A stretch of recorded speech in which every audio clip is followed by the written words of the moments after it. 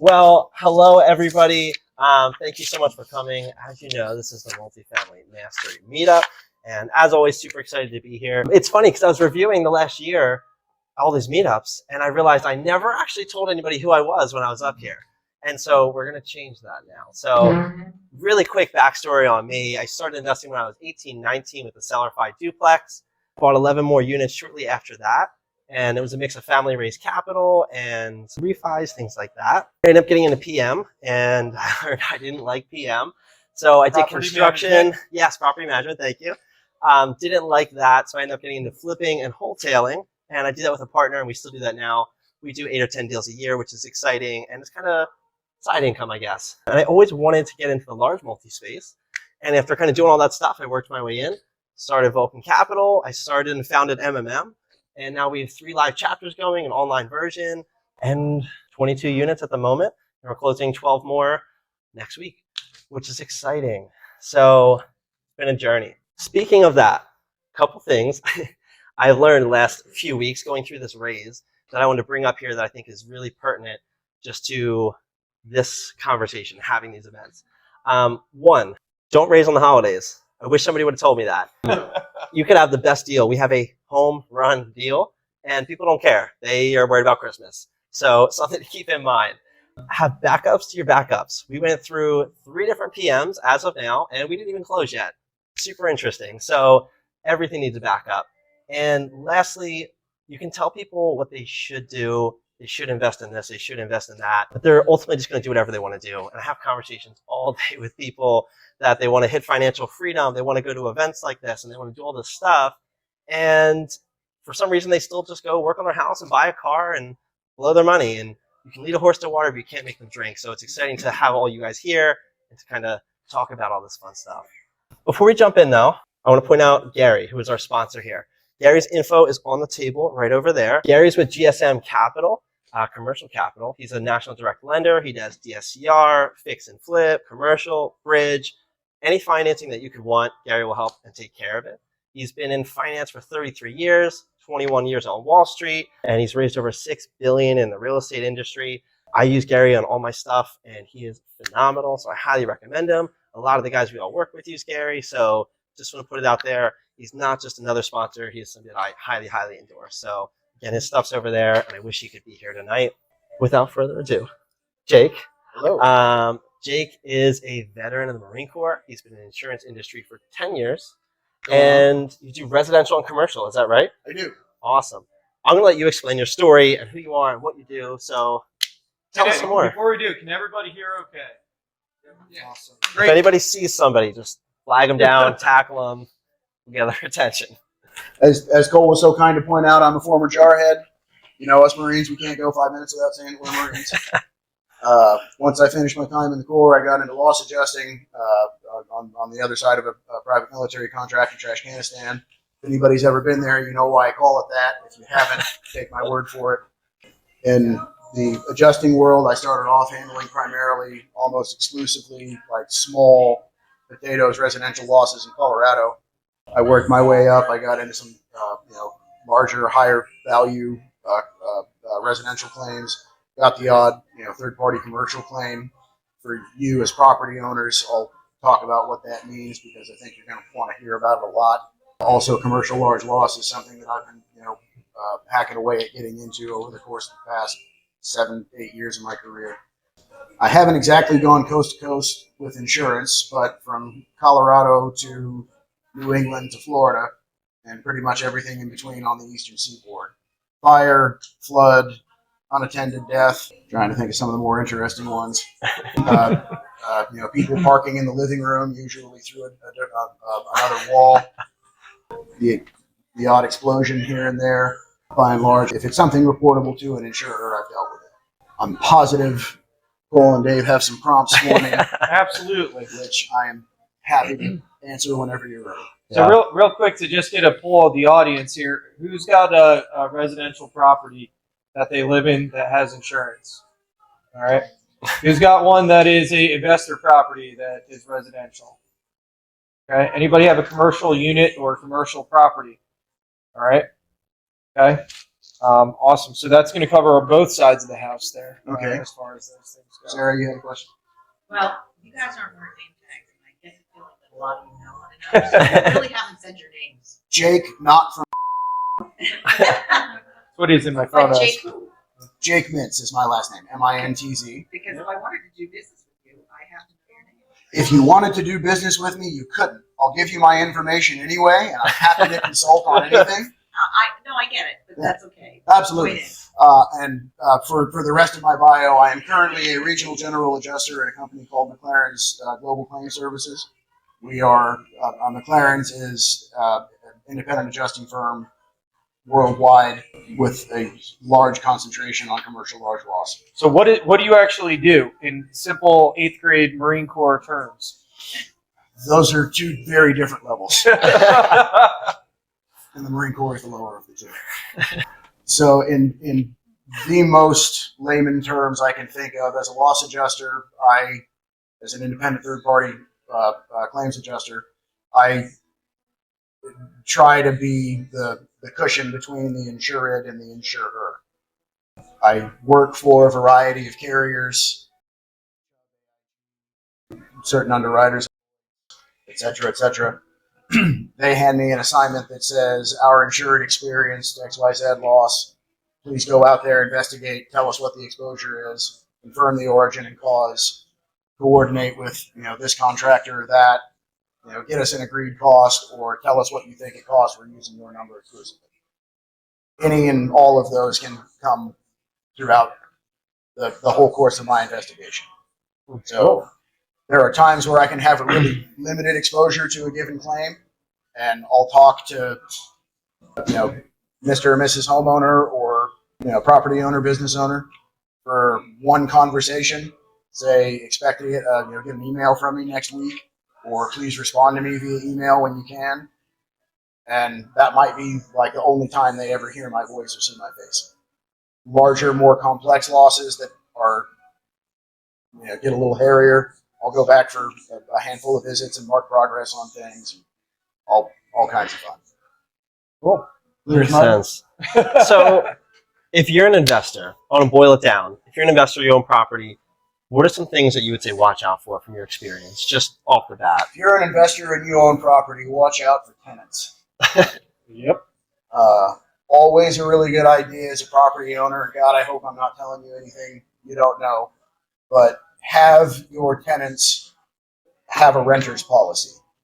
It will protect you to some degree. It will make them have a little skin in the game. It'll protect your property to a much greater degree.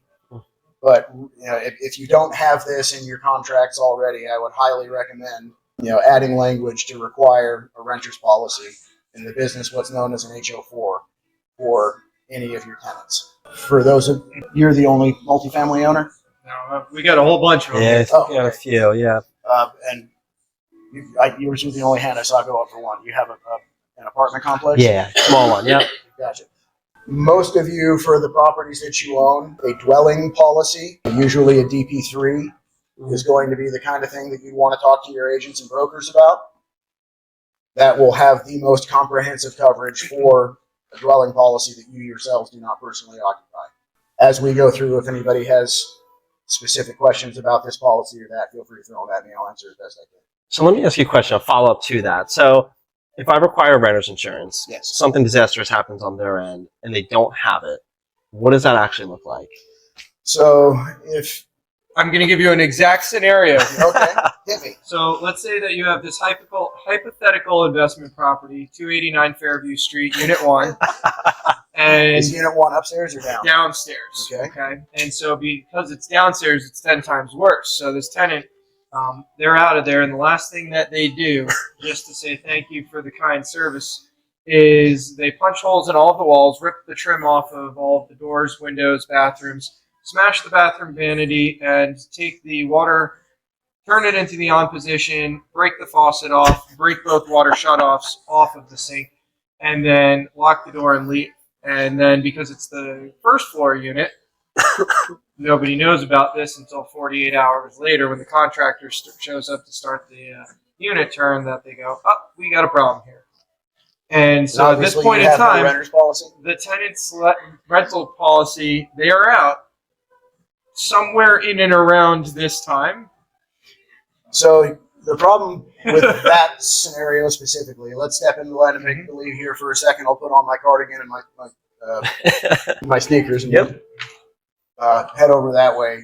Any insurance policy does not cover an intentional act.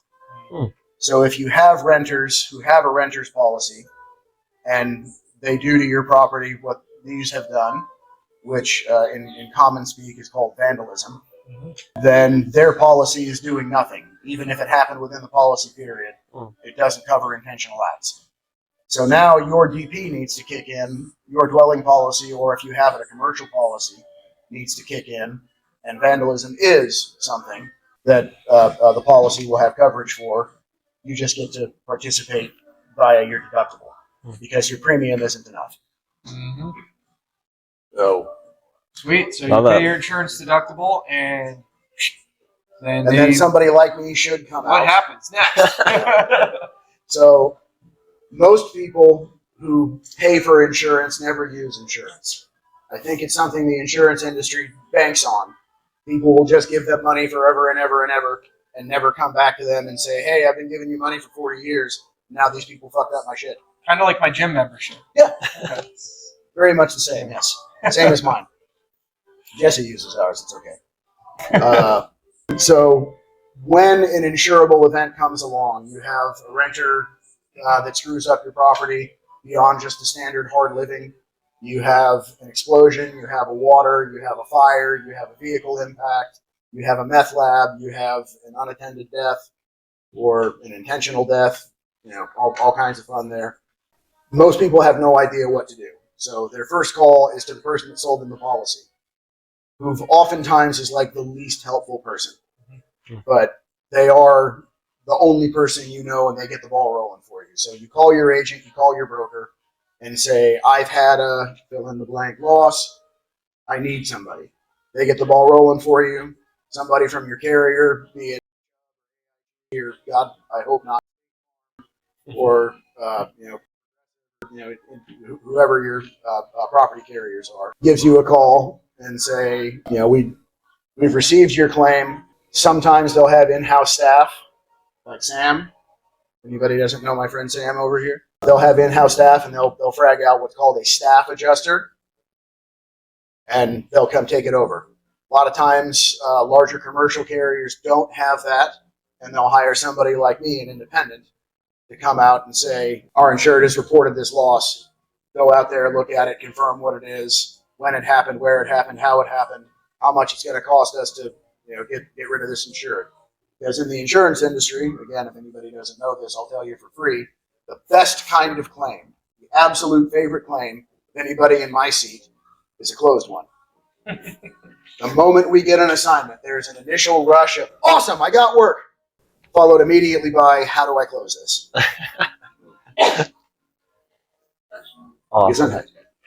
So you said something that I think is interesting, and I feel like it's a debate. Maybe it's not, but I hear a lot of people say, if you get a loss of some kind, usually on the smaller side, don't call insurance. Just fix it if you can. Where does that run? How far do you push that, or why do you push that? So it depends on what your deductible is really the first thing.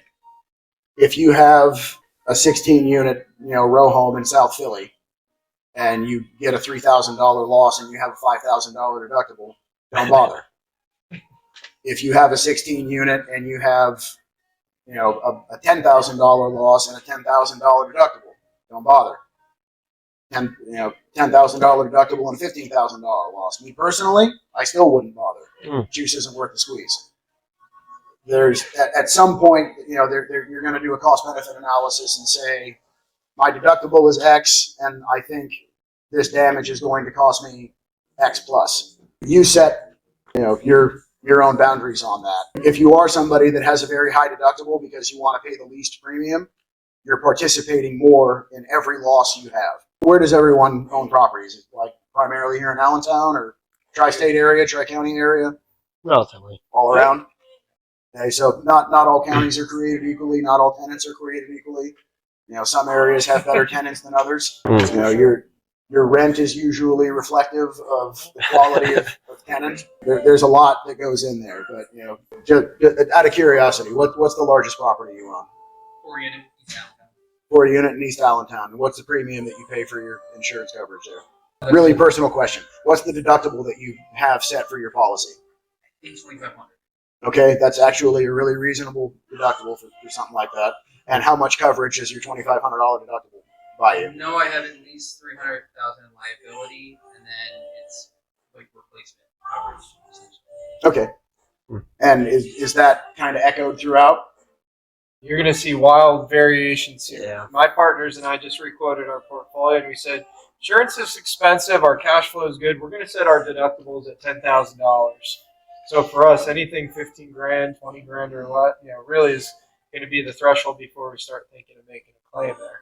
So in that situation where you've got a lower premium and a much higher deductible at $10,000 is the kind of deductible one might expect to see on like a low 7-figure property in my line anyway.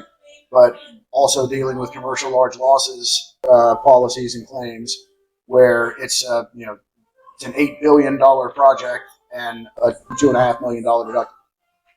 So entire buildings need to burn down before it's worth it for some of these people to start chasing claims.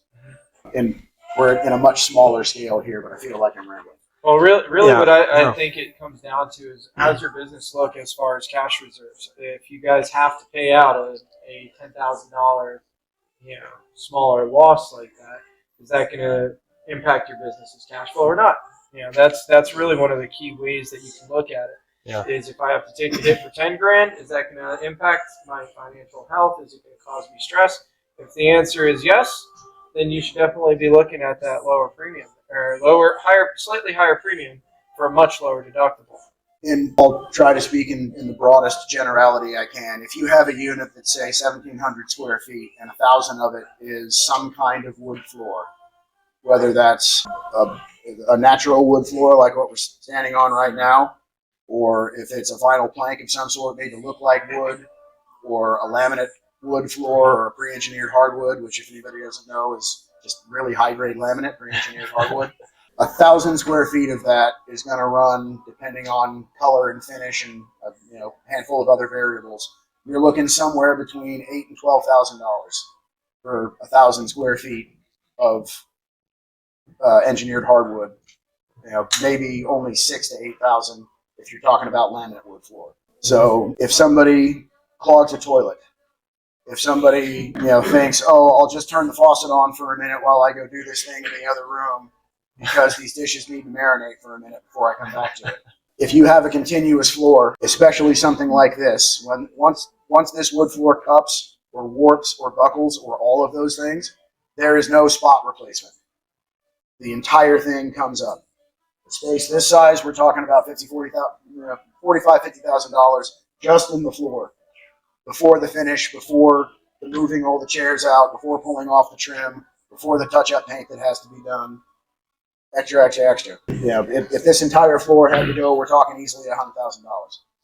Just the space that we're sitting in right now. Wow. Versus you got investor Dave, who I'm going to say, that's a lot of money. Contractor, I'm not sending this to insurance. Can you do just the spot? And they're going to give me a lot of kickback because it won't look right. It won't be great. Well, It'll be a landlord special from that point. Right. And somebody who has had to rent, please, God, don't ever do landlord specials. It's interesting, though. One of the things you mentioned is as you scale up, the deductibles kind of go with it, and then you kind of just start eating some of the stuff that goes with it, unfortunately. And it's funny because I didn't realize this until we started going in like the 7-figure range. Even that's in the low end, like you said. That started becoming more prevalent. Yep. And it was, what if this happens and it's 5,000? You don't call. What if this happens? It's 10,000. You don't call. And it's very interesting. So something that I didn't necessarily expect, but I learned that. So well, and all of that has to do with your deductible. So at a $10,000 deductible, most people are not going to bother until they start striking closer to 20 or above, and that's when it becomes worth it to them. Twice the deductible seems to be a good rule of thumb. Generally, yeah. Okay. interesting. At least 1.5, because otherwise you're just kind of pissing in the wind. It's a good way of putting it. So say shit happens. defecation. What are some loopholes that you've seen insurance not work or go through, or what are some things that people can just watch out for? That's like an easy like beware of this so you don't get screwed kind of thing. Beware. Oh no. I have appraised against. Blessedly, I don't really do appraisal work anymore, but I probably shouldn't talk so much shit about this. Some carriers have a policy of delay, deny, delay. So they'll get to you, right at the threshold of when they have to respond. They will appropriately investigate, and then they'll decide on some little known loophole in the back of your policy that nobody talked to you about, but you've owned, so reasonably you could have known about it. They'll pick some weird, obscure caveat and interpret it to their benefit that it disclaims coverage. Pennsylvania Department of Insurance and every other state's DOI takes a very dim view of this practice. If you don't know this, you should. Realizing it's probably the 9th time I've started a sentence with if you don't know, you should. If anybody doesn't know this already, the insurance contract, your policy, is something called a contract of adhesion, which means it's a contract you didn't write. You have to accept it as it is or not. But there's no negotiating, what is or is not allowable in the policy. So once you sign on to that contract, you're into it. Where that benefits you as the policyholder is this contract of adhesion was not drafted by you. Therefore, any ambiguity in the policy language is in your favor. So if you get an adjuster that's giving you a hard line about, well, according to this paragraph in this subsection on page 378, it says this stupid line of text, which we take to mean we don't owe you anything. And you can first say to that person, go fuck yourself. Or something that might be received a little bit better is, okay, that's one interpretation. And I think we can both agree that benefits you, not me. So, being that, that's an ambiguous statement that you just made, that benefits me, not you. Well, and that's one of the things Jake taught me. So I had a property that had a sewer backup. And so this one was unique in that a tenant somehow found a way to finagle a broken piece of wooden furniture about this big into the plumbing system, which caused a sewer backup. And so at this point in time, the policy language, the insurance representative was denying the claim because he said the water didn't come from off the property. I'm like, where does it show it on there? And so at this point in time, that created a fun conversation where the policy language was not specific, so it benefits me. It doesn't say it has to come from outside of the property, so you can't deny it. Well, and the rest of what Dave is not mentioning there, and this may or may not prove useful to anybody in the crowd, but in that situation where that carrier, the Philly lost conservatorship, was it? The Philadelphia contribution Contributionship. There you go. Absolutely terrible experience with them. So in the event that anybody has them as a carrier for any of their properties, they're cheap for a reason. They were engaged in something called bad faith, where they are intentionally interpreting something to their benefit so that they wouldn't have to pay out, what was it, like $3,000 after your deductible? It was a special water loss, so we had $5,000 in coverage with a special deductible of $500. It would have been a check for $4,500. There you go, for $20,000 in damage. They also deny access if Yeah. you care. Even more better. Which brings me to my next thing, sublimits. You didn't ask, but I'm going to beat you to the punch. Please. Does anybody know what a sublimit is? I'm going to take that as no. So in your policy on something called the declarations page, it should be like the second or third page in your policy. It says coverage A, dwelling, or coverage A, building, or maybe it just calls it the building, or location 1, property 1, location 1, property 2, or building 1, building 2. There's going to be a descriptor, a line of coverage, a limit of coverage, a co-insurance requirement, and we'll specify if it's replacement cost or actual cash value. That's how all of those lines will read. When you get into special losses, like water in a basement that, say, backs up through a toilet or a sink, that's a very specific kind of claim and will be sublimited in most commercial policies to about $25,000. That is its own line of cover and separate from the overarching line of cover for the building itself. There are other specials that you'll find in your policy for that will limit damage caused by firefighters or mold or asbestos or lead or silica. Anybody besides me and Sam know what silica is? Like the gel that's in those little Close. packets. That you're not supposed to eat. Silica, like asbestos, is a naturally occurring fiber that's just out in the world, and it can go airborne and cause something called silicosis, which is another kind of fun cancer, similar to asbestosis or mesothelioma, I think is the sexy name for it. So, Mechanical who? mechanical breakdown. Yes, it is. What's that? So mechanical breakdown is when something mechanical breaks down.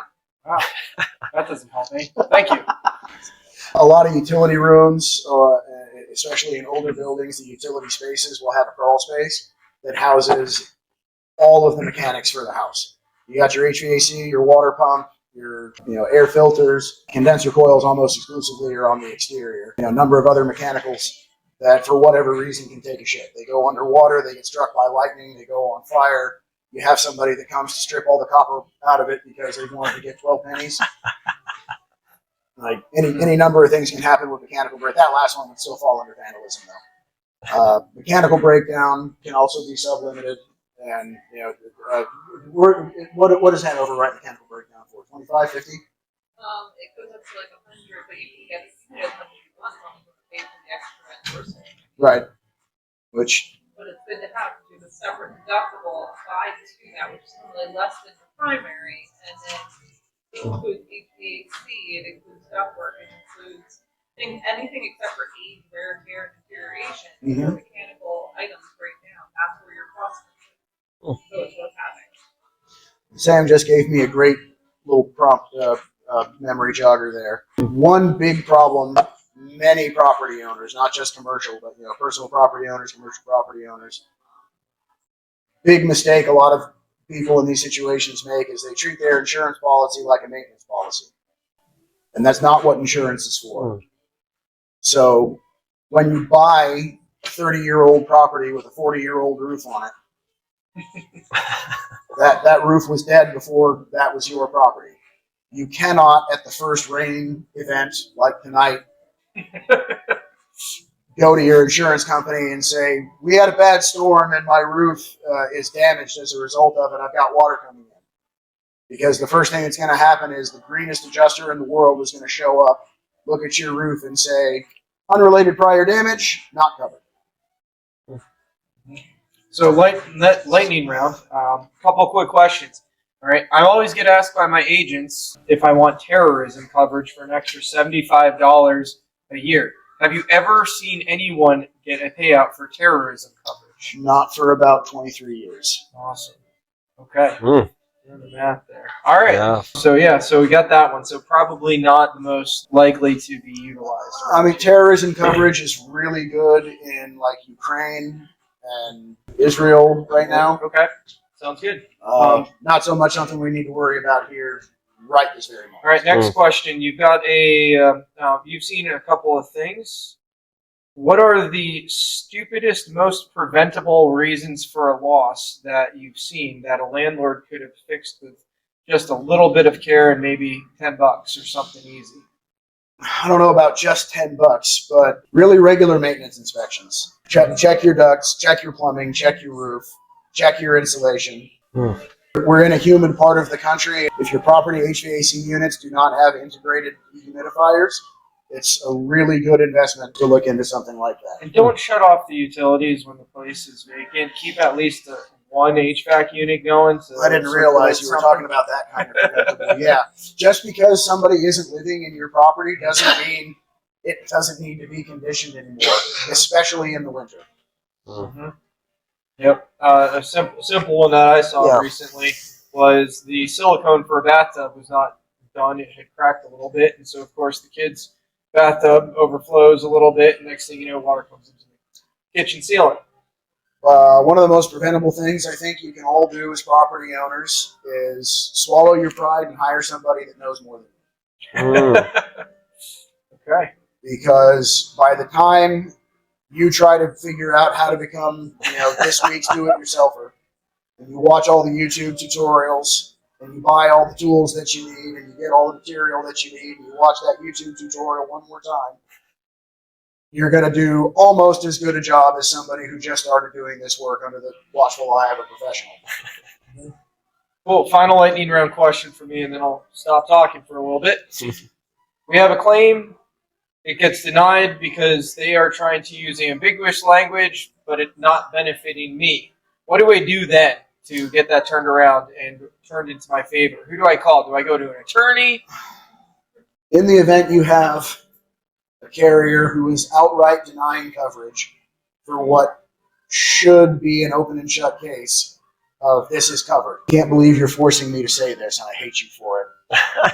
But in that event where there is a clearly covered loss that your carrier is denying you coverage for, you should first seek to engage a public adjuster. You will not find anyone under this roof, save maybe Sam, who dislikes public adjusters more than me. They are the ambulance chasers of this industry, except I like them even less. Once the claim is denied, public adjuster can happy to go to church. True. PAs can open doors to coverage, but if it's been formally denied and it's no longer up for debate, then you have to go the attorney route. Yes. So you always want to address the public adjuster before you get the letter of denial. If it looks like they're going that way and you think they're about to hit you with the D word, then it may be time to talk to a PA. Negotiate your rate up front. They should never, ever, ever take more than 10% of whatever the gross loss value comes out to be. 7% apparently is standard in Pennsylvania. In Florida, they can go up to 20. Cool. Wow. So let me ask you one more question before we get out of here. Yes. Give me one or two fun stories of some things you have seen that you're like, I cannot believe that. It's a bit macabre, but I had a claim at, technically it was a rental property, but it was really more of like a protection kind of halfway house for like, protection of battered women, people escaping their abusers. A lady and her two kids managed to escape to this place in Dover, Delaware, where this lady's ex found out where she was and did a triple homicide and tried to set the place on fire. Wow. But he didn't leave any windows open, so the fire choked itself out really early on. And there were just 3 dead bodies unattended on their beds. So, wow. So the moral of the story is there's open the window so the whole place burns because it gets enough fuel. well, right, fire needs 3 things. She said interesting too. He did cover interesting. He did not cover fun. So did you have any funny losses there or comical ones? Maybe no homicide. No triple homicide. I was going to say that's very relevant to one of the investors I know here who had double homicide in one of his rentals. Yeah, I'm trying to think. When do you call the police? By the way, instead of the insurance company? They're called long before I show up. Okay. These companies know what they're giving me when they give it to me. Mm. I'm trying to think of something that would qualify as funny for somebody that isn't me. I mentioned earlier I deal with both first and third party claims. First party is when you go to your carrier and you say, I have this loss at my property that you all insure. Send an adjuster out. Third party is when somebody else damages your stuff. So, the town drunk gets ripped and parks in your living room through the corner of the house. Now you're going to go after their carrier and say, hey, Progressive, whoever, your insured just parked in my living room and caused about, $250,000 worth of damage in my $200,000 home. I deal with a lot of third-party stuff, so like I have third parties who come at me with just ridiculous things. Like, they legitimately have $80,000 in damages. And they decide to, very early on in a claim, go hire an attorney who, almost a year after I've been trying to settle with him for $80,000, comes back and says, all right, we are demanding $750,000. Based on what? Tuesday. They always use the phrases countless loss of wages and unimmeasurable pain and suffering. So the immeasurable pain and suffering is something that falls under a term called general damages, and it's unquantifiable, and it's a fancy lawyer word that loosely translated means. Well, we actually had one of those, and it was a slip and fall from our property management side of things. So we take over management of this property. It was about 2 years ago, August 1st.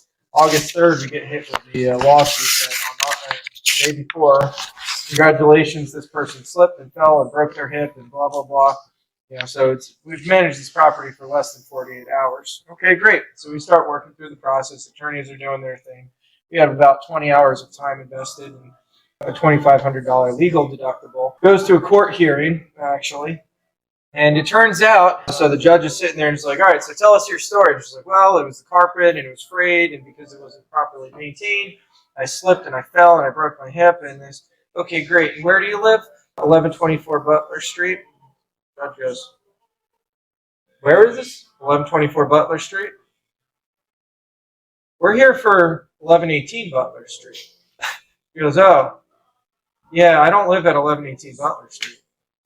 And the whole thing got thrown out. So we had gone thousands of dollars in attorney fees, all this and that. So moral of the story is the insurance companies will kick in and protect you, but you got to watch out for some crazies like that. Oh my That God. attention to detail will always come out. Funnier. Try to end this on a light note. I had Better than the first try. yeah, there we go. I had a trip and fall claim for a 70-plus-year-old woman in downtown Philly who 10 steps from her front door trips on some uneven concrete in the city of Philadelphia. Anybody here ever been to Philly? Hands up. Show of hands. Yeah. Have you seen a single flat patch of concrete anywhere in that city? Anywhere at all? She negotiated the entirety of the city until making it 10 feet from her front door before tripping and falling. And wouldn't you know it, right next door to my client's insured is her apartment, and then right next to that is the office of the attorney that represents her, who happens to have a little camera focused right at where she tripped and fell. In the space between my client's insured location and that attorney's office was about 2 feet of concrete being worked on, like actively under construction. There was caution tape and a traffic cone. I didn't get any of this until hours and hours into the investigation, days gone by. And I watched this lady shuffling along, not picking up her feet, potential that she had drop foot.